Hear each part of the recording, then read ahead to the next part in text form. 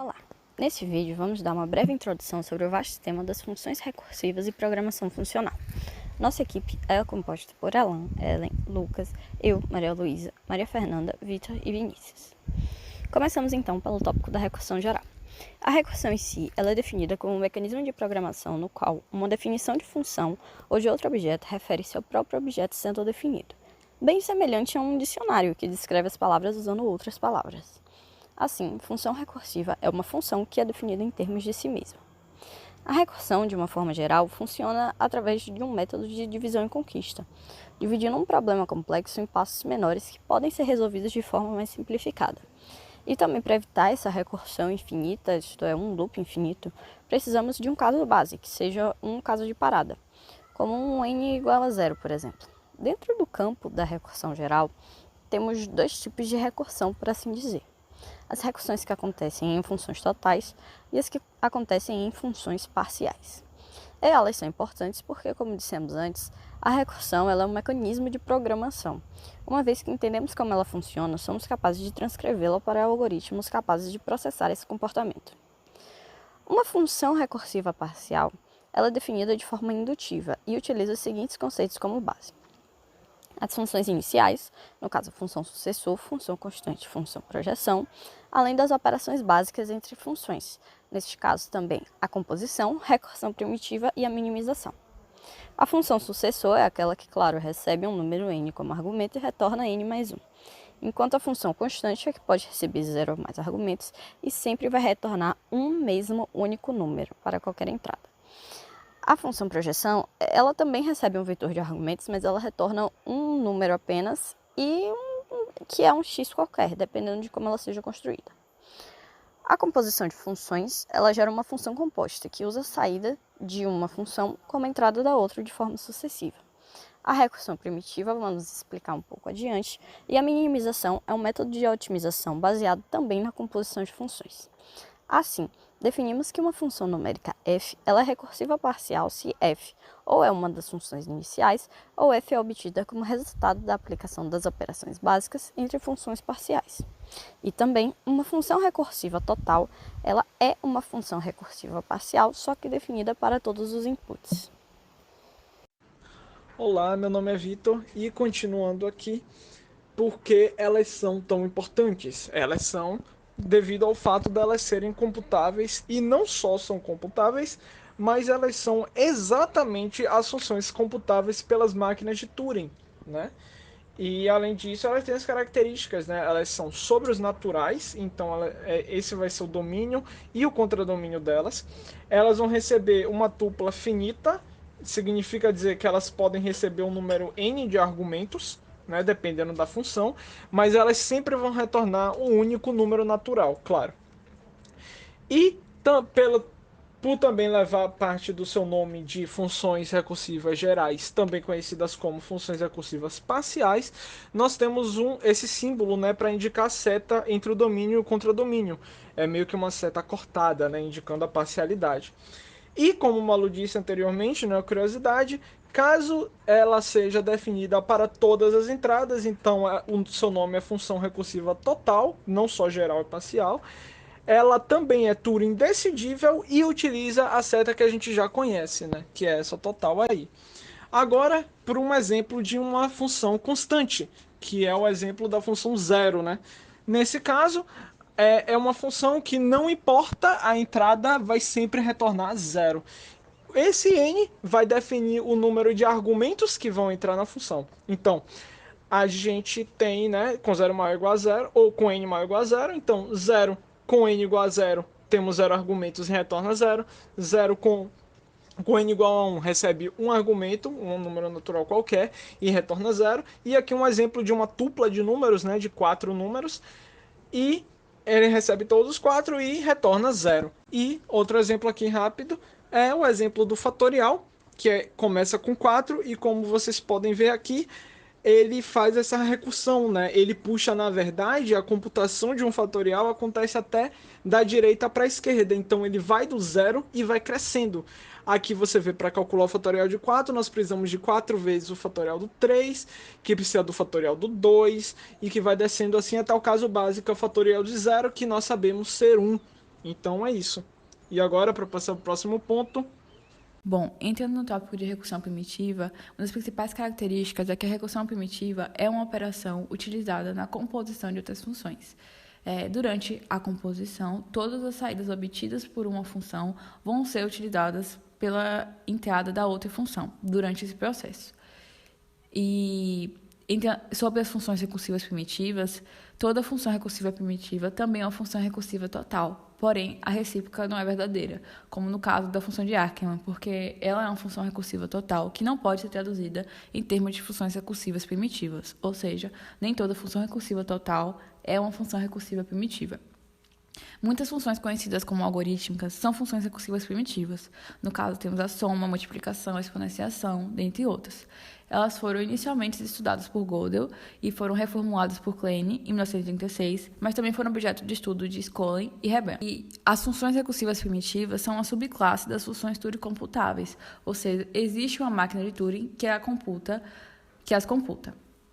Bom, então agora temos a definição formal de uma função recursiva primitiva e, basicamente, uma função vai ser chamada de recursiva primitiva se e somente se ela for uma função inicial ou ela é resultado da aplicação de operações em funções anteriores. Ou seja, as funções recursivas primitivas são geradas a partir da aplicação de um número finito de operações sobre funções anteriores, como as iniciais. Bom, uma observação importante é que, dada uma sequência finita de funções para f's, para ser possível reconhecer se essa sequência é recursiva primitiva, devemos detalhar como cada função é obtida. Ou seja, ao especificar a obtenção de cada função da sequência, será possível alcançar a derivação recursiva primitiva de f. Ou seja, f é uma função recursiva primitiva se e somente se existe uma derivação recursiva primitiva para ela. Agora vamos apresentar a definição de uma função obtida por recursão primitiva. A função f, n mais 1 variáveis, com n maior ou igual a zero, é obtida por recursão primitiva da função g, de n variáveis, e da função h, de n mais 2 variáveis, se e somente se ela obedecer à equação abaixo. E se a gente considerar n igual a zero e k um natural fixo, ou seja, uma constante, a gente tem que f em função de zero vai ser igual à constante k, e f em função de s com parâmetro y vai ser igual a h com o argumento y e f em função de y. Para deixar mais claro a definição de uma função obtida por recursão primitiva, temos o exemplo da função antecessor. Quando a gente usa a operação recursão primitiva, a gente usa chamadas na própria função para obter novos valores. E é necessário definir um critério de parada para que a chamada recursiva seja encerrada. Então, primeiro, vamos definir a função antecessores, seguindo domínios naturais. Nosso ponto de partida vai ser o zero. E a função que vai retornar quando você chama a função antecessora de zero é uma função recursiva primitiva chamada função zero, z, que é uma das funções iniciais. Então, esse foi o nosso ponto de partida. Agora, caso o número usado como parâmetro for diferente de zero, ele pode ser representado por y mais 1. E, nesse caso, vamos chamar a função auxiliar h. Então, vamos primeiro considerar o valor anterior a y mais 1, porque aplicando a recursividade, já que a função tem que decrementar até atingir o critério de parada, que foi representado na função acima, nós vamos ter que o antecessor de y mais 1 é o y. No segundo argumento, temos a própria função antecessora com y de parâmetro. Logo, podemos observar que o antecessor de y mais 1 é o próprio y. Então, nós vamos chamar a função inicial, que também é recursiva primitiva, a função projeção, com índice 1, selecionando assim o primeiro argumento y e obtendo assim o resultado final do nosso exemplo. Por fim, é importante salientar a importância da recursividade na ciência da computação, já que a recursividade permite lidar com objetos infinitivamente grandes a partir de uma regra finita de construções. E, dessa forma, é possível construir novos algoritmos a partir de outros algoritmos. E é muito importante para definir se um problema é computável ou não. Para ampliar os conhecimentos sobre assuntos, vai estar linkado na descrição do vídeo um artigo sobre como transformar funções recursivas em programas através de uma ferramenta gráfica. O que antecedeu o desenvolvimento da aritmetização da análise, que hoje é conhecida meramente como análise, foi a falta de rigor para analisar o infinito. O infinito era analisado de forma intuitiva através da geometria porque foi constatado pelos pitagóricos que existiam segmentos ilimitados, que não poderiam ser medidos como um cateto ou uma hipotenusa de um triângulo. No século XIX, se tornou necessário corrigir essa falta de rigor, tornou-se algo urgente. E por volta de 1950, se tornou um consenso de que deveria haver uma revisão completa dos fundamentos da matemática. Para tornar isso possível, todos os conceitos precisavam ser definidos de forma aritmética. Também era preciso encontrar uma linguagem para lidar com o infinito e definir de forma conceitual também o que é limite. Cantor e Dedekind foram responsáveis por resolverem a questão dos números irracionais levantados pelos pitagóricos.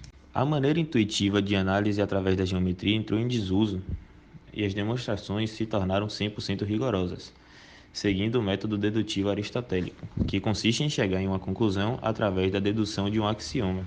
O processo de aritmetização da análise é um programa reducionista que consiste em fundamentar a análise na reta a partir dos números naturais, que eram considerados seguros. Este método baseia-se em reconstruir os conjuntos numéricos a partir de camadas de conjuntos inferiores, ou seja, reconstruir os números inteiros a partir dos números naturais, racionais a partir dos inteiros e assim por diante. Ou seja, a mesa pretendia reduzir a matemática à teoria dos números naturais. Esse programa transformou os raciocínios geométricos, por exemplo, a respeito da continuidade de funções, em raciocínios aritméticos sobre os números reais.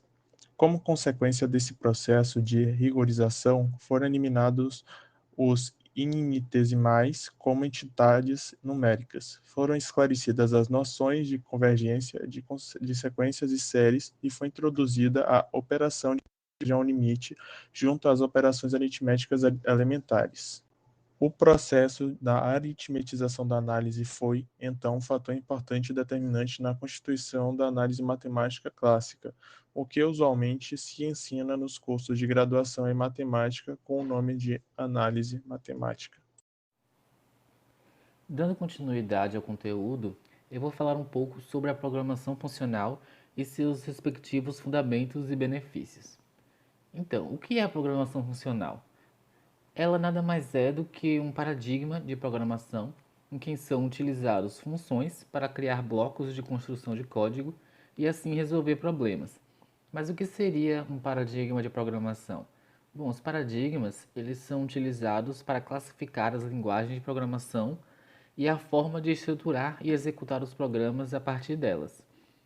E além do paradigma funcional, temos também o paradigma orientado a objetos, que é o mais comum no mundo da programação, em que se utiliza de métodos e objetos para estruturar o código. Já a programação funcional se utiliza de funções matemáticas para criar os seus códigos.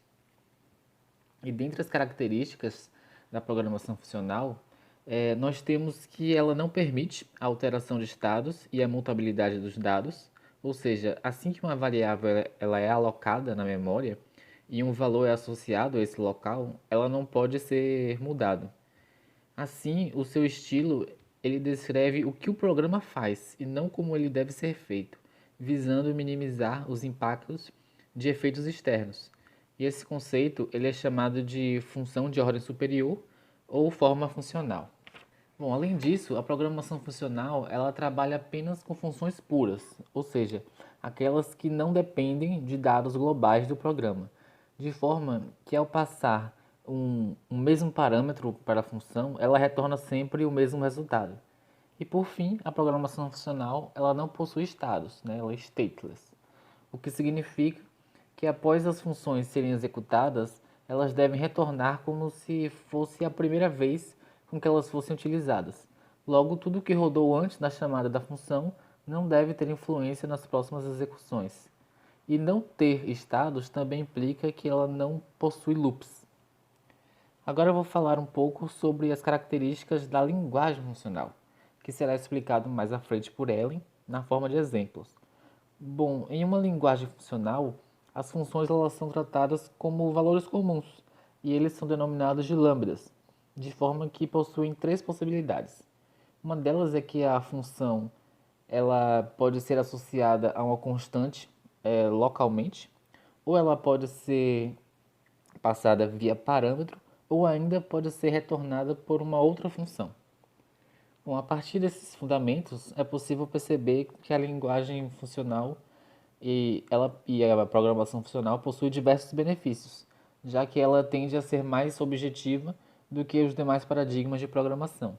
E dentre esses benefícios, nós podemos destacar a sua grande flexibilidade, a facilidade de se realizar testes e descobrir bugs, a visualização dos programas como funções uniformes, o tratamento de funções como dados,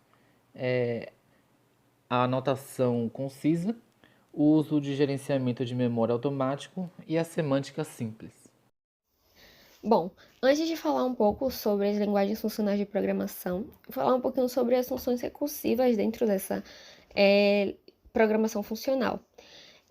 Ela é uma técnica bastante poderosa que permite que uma função seja definida através dela mesma, ou seja, que ela possa chamar a si mesma. Essa ideia desse algoritmo é muito simples. Se uma instância em que estamos interessados é pequena, nós resolvemos ele diretamente. Se a instância é grande, nós reduzimos a uma instância menor do mesmo problema. Ela também possui algumas regras básicas das funções recursivas, né? Uma função recursiva, ela precisa possuir uma condição de parada para que a função ela não realize uma computação infinita e ter a chamada recursiva, onde a função ela possa chamar a si mesma, como foi dito. Um exemplo disso é a soma dos n primeiros números inteiros. Na soma 1, nós temos somente o unitário, e na soma 2, nós temos a soma do anterior mais a do atual, que no caso aqui é o 2. E assim por diante até a soma n, em que nós vamos fazer a soma anterior, nós vamos ter o resultado da soma anterior mais o n.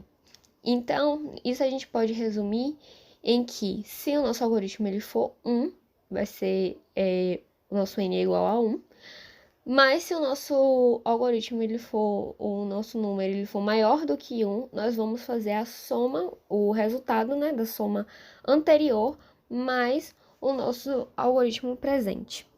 Alguns exemplos agora da linguagem de programação funcional. Como o Lucas falou, uma linguagem de programação funcional ela é baseada no sentido matemático de funções e a sua saída depende apenas dos argumentos de entrada, independente do cenário em que o sistema se encontra. Assim, elas procuram evitar, gerar e lidar com efeitos colaterais. Alguns exemplos é o Haskell, que oferece a separação clara entre funções puras e impuras e é usada pelo Facebook para combater spam. Nós temos também o JavaScript, que possui suporte para programação funcional e permite páginas interativas na web, sendo usada por grande parte dos websites. E a Erlang, que ela cria, escalona e gerencia os processos, independente do sistema operacional. Parte da infraestrutura do WhatsApp ela é baseada nessa linguagem. Assim, nós concluímos a nossa apresentação e agradecemos a sua atenção. Por favor, interaja conosco no nosso fórum no AVA, colocando sua dúvida, seu comentário, qualquer contribuição para a discussão.